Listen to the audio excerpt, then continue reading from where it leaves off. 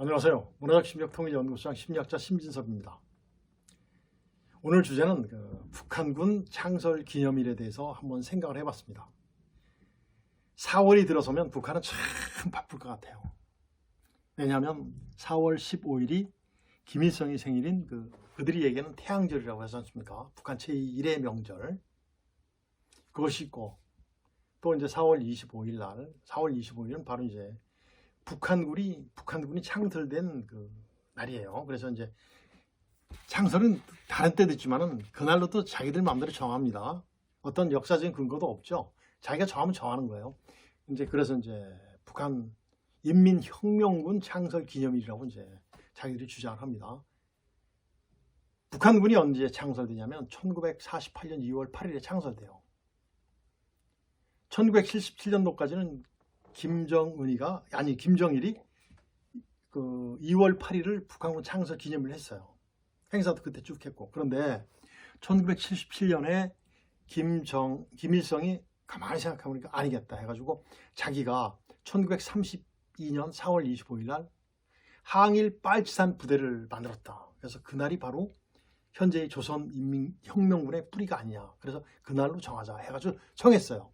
그러다 보니까 1932년, 그래서 이제 90년, 금년도가 90년째 되는 날이에요. 그래서 북인민혁명군 창설 90주년이라고 말을 합니다. 말도 안 되는 그런 얘기를 합니다. 우리나라군은 언제 창설됐죠? 그렇죠. 우리나라는 1948년 8월 15일 날 창설이 됩니다. 그래서 어떻게 돼요? 대한민국 국군으로 나오죠. 대한민국 국군은 대한민국 육군, 대한민국 해군, 대한민국 공군, 대한민국 해병대 의 군으로 이제 쫙 이렇게 이제 발전을 하죠. 그래서 현재 우리나라는 현재 한 60만 약 안 되죠. 정말 정예부대, 최신식 장비 같은 현 정예부대로 성장을 했습니다. 북한은 어때요? 120만 정도 됩니다. 정규군이 120만, 그 다음에 예비군이 770만이 있어요.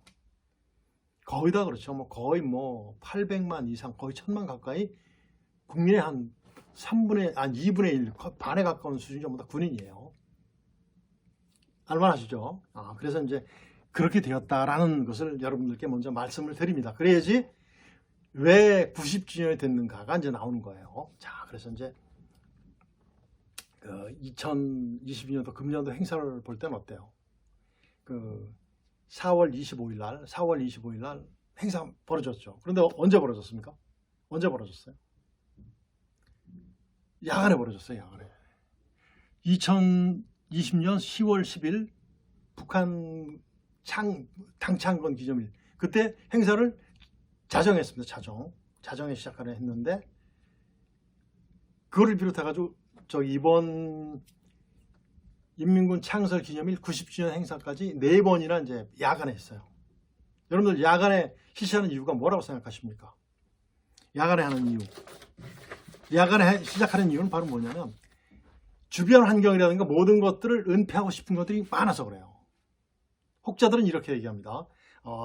주간에 많이 관측돼서 타격받을까 겁나서 그런다 라는 얘기도 합니다. 그렇지만 그럴 수도 있지만 야간에 한다고 안 보이니까 다 보잖아요. 그런데 김정은이가 보여주기 싫은 어떤 것들이 있어요. 은폐하고 싶은 것들이 많이 있습니다.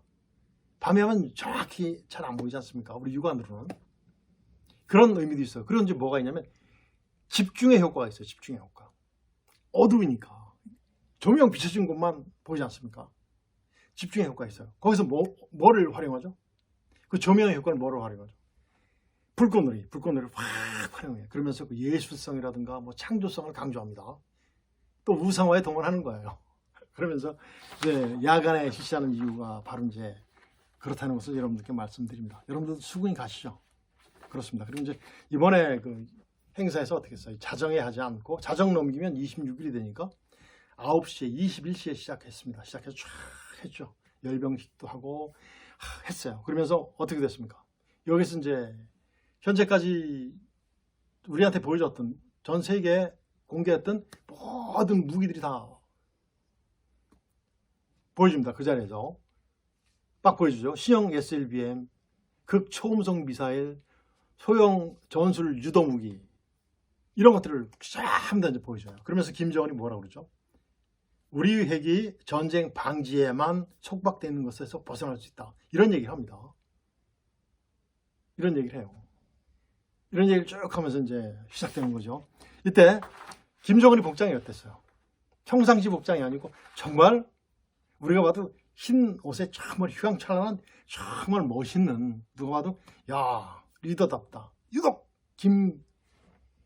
김정은이만 흰 복장을 했어요. 그 복장은 무슨 복장인지 아십니까? 물론 옆에 나와 있던 뭐 최용해 등등 해가지고 저기 사람들 가슴에 치면 다 못 알아듣습니다. 쇠탕을 다 달고 있죠. 쇠가 아니고 그들이 얘기하는 훈장들이죠. 훈장들. 참 보면 광대노로 가는 것 같아요. 광대노. 참 바보 같은 생각이 막 듭니다. 아직도 저러고 있는가. 지금 세상이 어떤 세상인데. 참 보면 참 한심한 생각도 듭니다. 그렇지만 이러한 행사를 통해서 김정은이가 우리한테 보여줬던 어떤 메시지가 있어요. 그 메시지를 우리는 놓치면 안 됩니다. 어떤 거겠습니까? 제가 말씀드리겠습니다. 자, 그때 김정은이가 흰 복장 입고 왔죠. 그 복장이 뭐죠? 원수 복장이에요. 원수 복장. 북한에서 누구만 입었죠? 김일성, 김정일, 김정은 3명밖에 안 입었어요. 드디어 뭐라는 겁니까? 자기 할아버지, 아버지와 같은 이제 북한 최고의 영웅이다라는 의미죠. 다시 한번 강변의 시가 됩니다. 그래서 뭐가 되는 거예요? 우상화가 시작되는 거죠. 김일성, 김정일 우상화가 아니라 김정은에 대한 우상화가 시작되는 거예요. 21세기 지금 어떻습니까? 21세기 한참 20년이 지났는데 이때 막 보여주는 거예요. 이런 것을.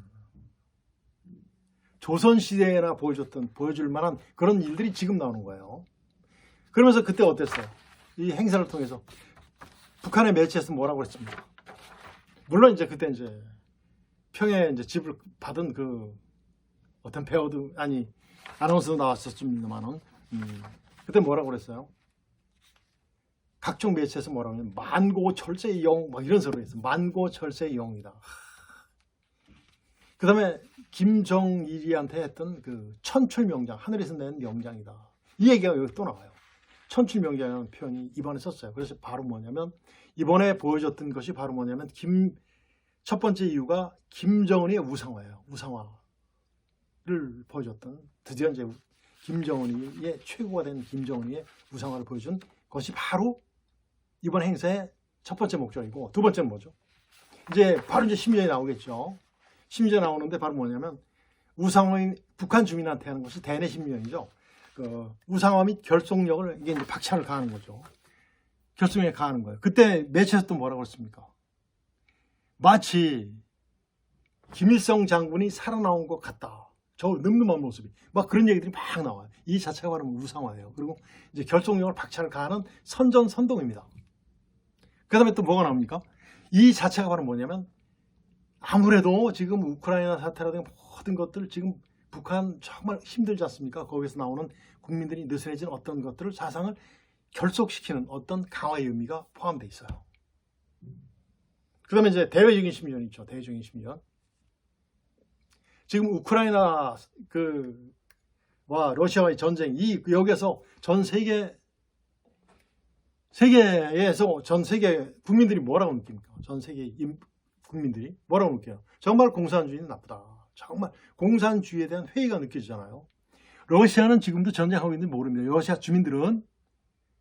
그렇죠. 그 다음에 현 지구상에 지금 남아있는 공산주의는 러시아, 중국, 북한, 베트남. 지금 베트남도 막 들썩들썩하는 그런 것을 느끼고 있는데, 그렇습니다. 이 공산주의에 대한 어떤 회의, 그런 반감이라든가 이런 것들에 대한 것을 거기에서 이제 더 이상 너희들 하지 마라 라는 어떤 그 반감적인 그런 의미가 또 있다고 봐줘요.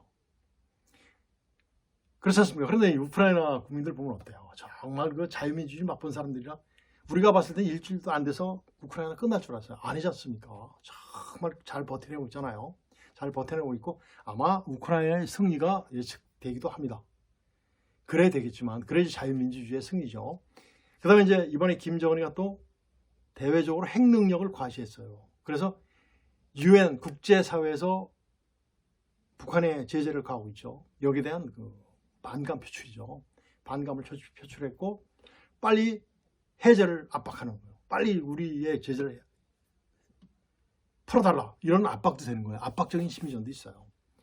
이런 것들이 바로 이제 국제사회에 보여준 것이고, 그 다음에 이제 우리 대남 심리전이 바로 뭐냐면, 우리 국민들한테 보여주는 아주 굉장히 악랄한 그 심리전이 있어요. 뭐냐면, 이번에 이제 5월 달에 윤석열 정부가 들어섭니다. 여기에 대한 공포 심리전이죠.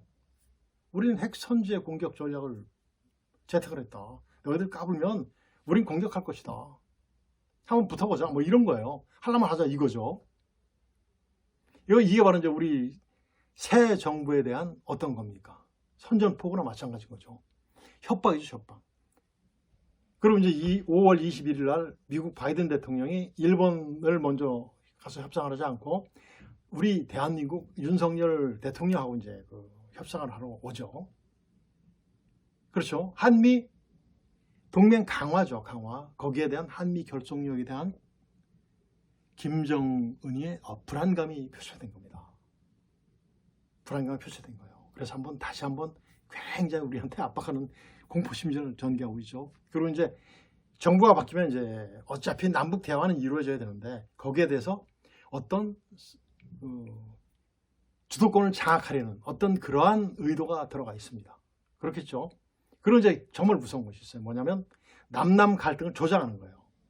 우리는 좌파 우파 이런 식으로 나뉘어 있지 않습니까? 진보다 보수다 이런 식으로 나눠져 있어요. 그런데 어떻습니까? 친북파와 반북이 이런 식으로 대치하고 있는데 거기에 대한 세력들에 대한 갈등을 유도하는 거예요. 지금 문재인 대통령이 그런 얘기도 했더라고요. 과거에 이명박 대통령과 박근혜 대통령 때는 전쟁 때문에 정말 불안해서 못 살 것 같은 그런 세상이었는데 자기가 대통령 할 때는 정말 아주 그런 생각은 전혀 없었다라는 아주 말도 안 되는 망발을 하고 있더라고요. 바로 이런 것들이 바로 뭐냐면 남남 갈등 조장이에요. 김정은이 보십시오. 문재인 대통령한테 뭐 줬습니까? 친서를 서로 주고받았잖아요. 대통령 조금 있으면 이제 그 주도권이 정권이 완전히 바뀝니다. 그러면 친서를 누구한테 줘야 돼요? 새로운 대통령한테 줘야 되는 거예요. 그러면서 따시켰어요. 이게 바로 뭡니까? 벌써 갈등 조장시키는 거예요. 우리 국민들은 전부 다 알고 계시지 않습니까? 이런 것들이 바로 김정은의 저의다 라는 것을 여러분들 아셔야 될 겁니다. 물론 알고 계실 겁니다. 자, 그래서 이번에 이제 5월달 되면 이제 새로운 정부가 탄생을 하는데 정말 남북 통일에 관심을 많이 가져줬으면 좋겠습니다. 그래서 정말 2200만 우리 북한 동포들 자유민주주의 품 안으로 안겼으면 좋겠어요. 그래야지 문화적, 심적으로 충격을 적게 해줄 수 있는 그런 것도 할 거 아닙니까? 문화적, 심적 충격을 줄여주는 그런 통일도 이룩해낼 수 있을 거 아닙니까? 그렇다고 생각을 합니다. 자, 오늘은 바로 이제 김정은이가 북한군 창설 기념일을 활용해서 그를 이용해서 자신의 우상화, 그다음에 대내 결속력, 그다음에 이제 대외 국제사회에게 했던 그런 어떤 저의, 그다음에 우리한테 했던 어떤 굉장히 강력한 메시지 같은 것을 한번 분석을 해봤습니다. 자, 오늘은 여기서 마치도록 하겠습니다. 여러분 안녕히 계십시오.